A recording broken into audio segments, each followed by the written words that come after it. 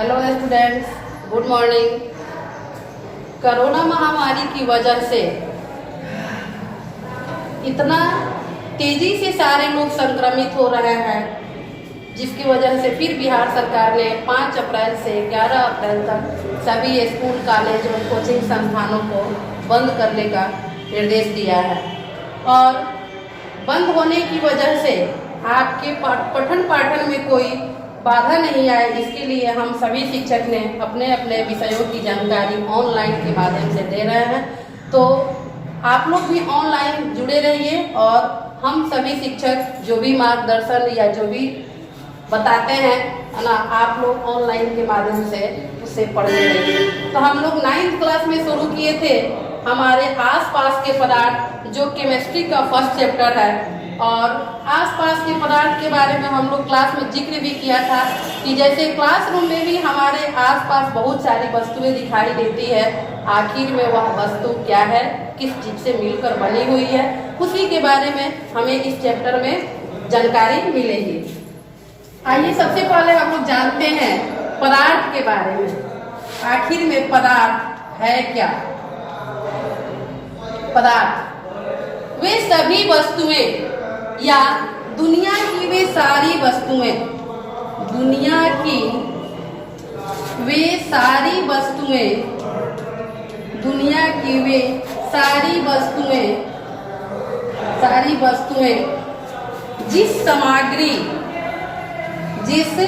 सामग्री से मिलकर बनी होती है, जिस सामग्री से मिलकर बनी होती है, जिस सामग्री से मिलकर बनी होती है, उसे हम पदार्थ कहते हैं, पदार्थ कहते हैं। कोई भी वस्तु है जिस सामग्री से मिलकर बनी है, उसे हम लोग क्या कहते हैं? पदार्थ कहते हैं। और जब पदार्थ है तो उसमें कुछ ना कुछ गुण भी है। क्या गुण है उसकी, जिसकी वजह से हमने उसको पदार्थ का रूप दिया? तो पदार्थ में सबसे पहला गुण जो अवरोध उत्पन्न करे, जिसमें आयतन हो, द्रव्यमान हो, स्थान घेरता हो, तो उसे हम लोग क्या कहेंगे? पदार्थ कहेंगे। और जिस सामग्री से मिलकर बनी, उस वस्तु को बनाने में जिस सामग्री का यूज हुआ है, उसे हम लोग कहते हैं पदार्थ।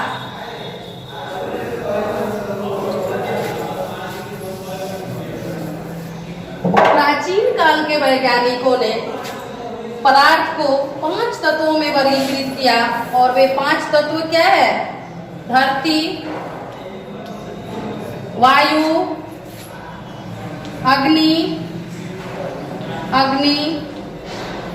जल, धरती, वायु, अग्नि, जल और आकाश।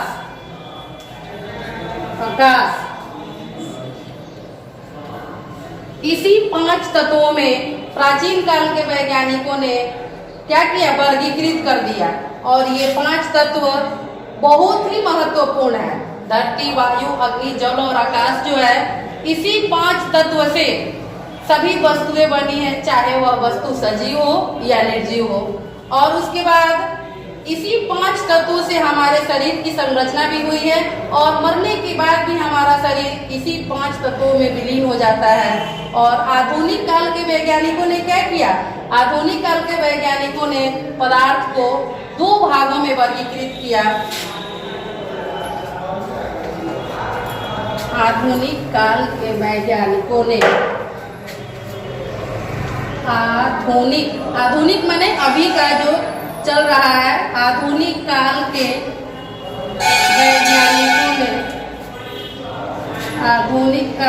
वैज्ञानिकों ने पदार्थ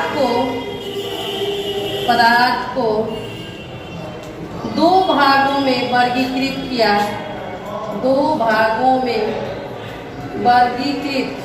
वर्गीकृत माने होता है बांटना। वर्गीकृत किया है। और 2 भागों में जो वर्गीकृत किया है वह क्या है? पहला पदार्थ का भौतिक स्वरूप, पदार्थ का भौतिक स्वरूप। और दूसरा है पदार्थ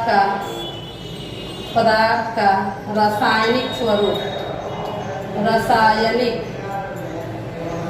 रासायनिक स्वरूप। तो इस चैप्टर में हम लोग को पदार्थ के भौतिक स्वरूप के बारे में पढ़ना है कि पदार्थ के भौतिक स्वरूप वास्तव में कौन कौन से हैं।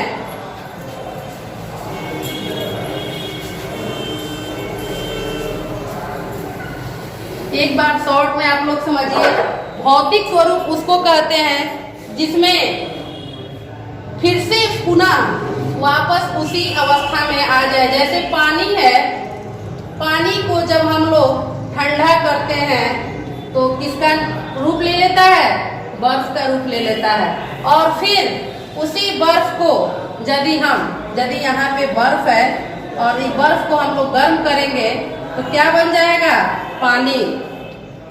यानी फिर पुनः बर्फ से पानी और पानी से बर्फ बन जा रहा है। इसी को हम लोग कहते हैं भौतिक अवस्था। और आइए पदार्थ के अवस्था के बारे में जानते हैं कि पदार्थ की 3 अवस्थाएं होती है। पदार्थ की 3 अवस्थाएं, पदार्थ की 3 अवस्थाएं होती है। पहला ठोस, दूसरा द्रव, तीसरा गैस। एक लाइन में हम लोग समझेंगे। ठोस जिसका आकार तथा आयतन, जिसका आकार तथा आयतन दोनों निश्चित हो, दोनों निश्चित हो, दोनों निश्चित हो।